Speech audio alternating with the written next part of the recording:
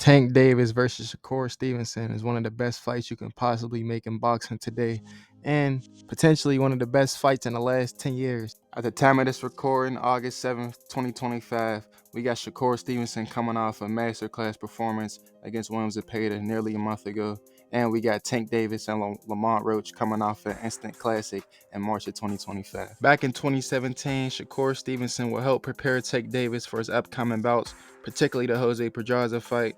The two were good mutual friends at this time. This was the time that Shakur Stevenson was about to turn pro. He hadn't officially made the move yet. As Shakur turned pro and started climbing the boxing ranks, Davis and Stevenson began to fall out. Even getting into it publicly on Twitter.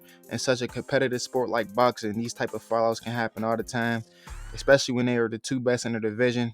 So only one person can be the best. So my job here is to explain how this fight would not be as close as people think if this fight happened. So let's get into it. Now, taking a look at the fighter stats, coming up first, we got Gervonta Tank Davis, 30 years old, 5 foot 5.5 inches tall, 67.5 inch reach, 30-0, 30-0-1, undefeated record. Yes, he's an undefeated fighter. He didn't lose.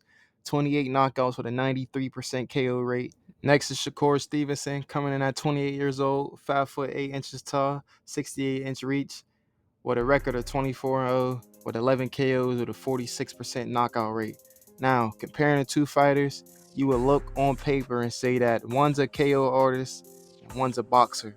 One is a boxer with a little bit of power, and the other one's he's a puncher. Now, taking a look at their resumes, we got Shakur Stevenson winning the WBO featherweight title at 126, WBO and WBC unified junior lightweight title at 130.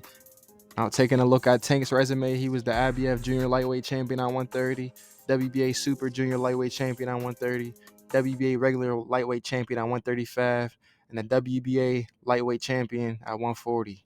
Now, taking a look at the competition faced between both of these fighters, Gervonta Davis has fought 7 champions on his resume across all weight classes. Out of all those 7 champions, 5 have been knocked out, the other 2 being Pitbull Cruz, who Tank beat by unanimous decision, and the classic Lamont Roach fight that was scored a majority draw, with one judge giving Tank the slight edge, 115-113, and the other seeing it 114-114. Shakur Stevenson, on the other hand, has beat 3 champions, those 3 champions being Jamel Herring, Robson Conceição, and Oscar Valdez. He put on a masterclass performance against Jamel Herring, really beat his ass bad. He stopped him in the 10th round. The other 2, he put on good boxing performances, Oscar Valdez and Robson Conceição. Now let's take a look at each fighter's fighting styles, because styles make fights, so that's what really matters. I can do several different things. Like if I want to stand in the pocket, I can stand in the pocket. If I want to move around the ring, I can move around the ring. Now, what Shakur's saying here is very, very true, but Tank can do it also. He can fight on the outside, he can box, or Tank can fight you by pressuring you as the aggressor, the aggressive counter puncher. We've seen it in Tank's fight, so it's just who will be what on that night. Shakur can fight in the pocket, and Shakur can box on the outside, utilize his jab, and utilize his hand speed and his quickness and his distance to his advantage. Perhaps the Shakur Stevenson leading to his first title is not close. He's in punching range. He will take some shots. He will. Walking forward with that high guard, really unable to. Hands. Nice measure. Trying to draw him in. Boom. They're right hook. Now, I'm going to explain why Gervonta Tank Davis beat Shakur Stevenson if the fight ever happens. In Shakur's last fight with Williams Zepeda, I noticed something. When he's amongst the ropes, he likes to just sit there. He doesn't sit there and try to counter back. He'll sit there and get punched in the shoulder, in the body. He'll continuously wait to find an opening. That's a big flaw against Tank Davis. Like, look right here. I think he should have threw the left hand, but instead he waits, then he throws it straight to the body. I don't think that'll work against Tank Davis, man. I think when you see Tank defending, he's slipping punches. He's looking to counter. Shakur doesn't have that tendency. 6, 7 more fights, and I'm naming names. One of the guys, obviously, you and Shakur got into it on Twitter. You was like, Yeah. you wanted them 6 or 7. Yeah, he's definitely one of them. For sure? Yeah, he's definitely one of Do them. you think that's going to be your hardest fight? Hell no. How?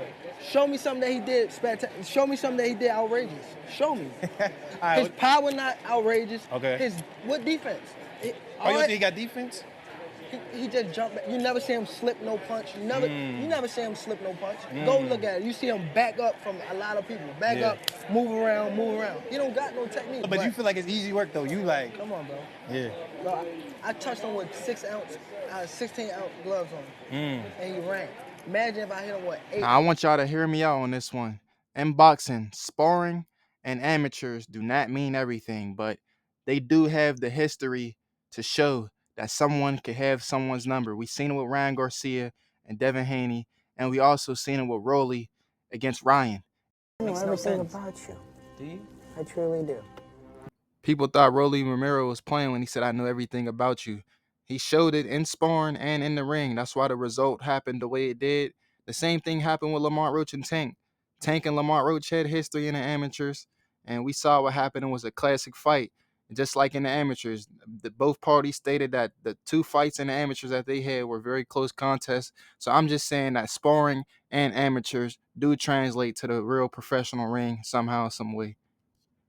Him and Shakur, like same shit. Like him and Shakur sparred that first time. Like he caught Shakur with a good shot. Boom. You could tell like if it was 8-ounce gloves, we don't know how Shakur would have reacted. And Shakur didn't shake up or do nothing, but it was a clean shot. I'm like, nigga, you sure you can take another one of that? And Shakur like, what? Like he took off his shirt and they started bumping like that. Now they going back and forth. Another thing with Shakur is he got fragile hands. Against Tank, I feel like he's going to really need his hands and really need to use his hands a lot to keep Tank off of him, try to back him up some more. His offense is the same thing. Now looking at Shakur's offense, like I said, he got to use his hands to back Tank up. Shakur likes to utilize his 1-2, his jab, his straight a lot. He likes to use both of those weapons a lot in his fights. If you watch Shakur, he stabs to the body a lot. He jabs to the face a lot. I feel like Tank has the skills to take all those away. Now, when Tank is boxing, he has very underrated boxing skills. As you can see, he's rolling with the jab. I use this Hector Luis Garcia fight for a good example because he threw a lot of jabs and a lot of 1-2s in this fight. And I think that's the same thing that Shakur will be doing.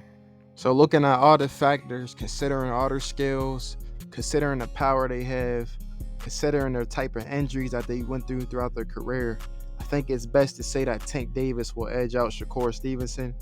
I feel like Shakur, if I'm being honest, I feel like Shakur has slightly better skills than Tank, but I feel like his defense and his flaw to counter on defense will leave him to lose this fight because he's going to leave too many openings for Tank. And if he does what he did in that Zepeda fight, he's just going to let him get off. And I don't think he's going to be able to take that many shots from Tank on the arm and on the midsection, the body, all that. I don't think those shots is going to hurt, man. If Tank's on the front foot most of the fight, which he's going to be, I feel like. But let me know what y'all think down in the comments. Does Tank Davis beat Shakur Stevenson? Let me know what y'all think of this breakdown. Is this breakdown accurate? Am I pointing out the right things? What do y'all think? Do y'all think that Tank will be able to take away the jab? Let me know what y'all think down below in the comments. If you want to win some money on sports betting, specifically fight picks, go subscribe to my WAP. Links in the description. It's $10 a month. We make that back every card. So go ahead, click that link button in the description, man, if you want to make some money. We're going up. I'll see y'all tomorrow. It's your boy War is Art. Make sure you like, share, subscribe if you're new. And I'm out, man. This one was a banger. I'm proud to be here.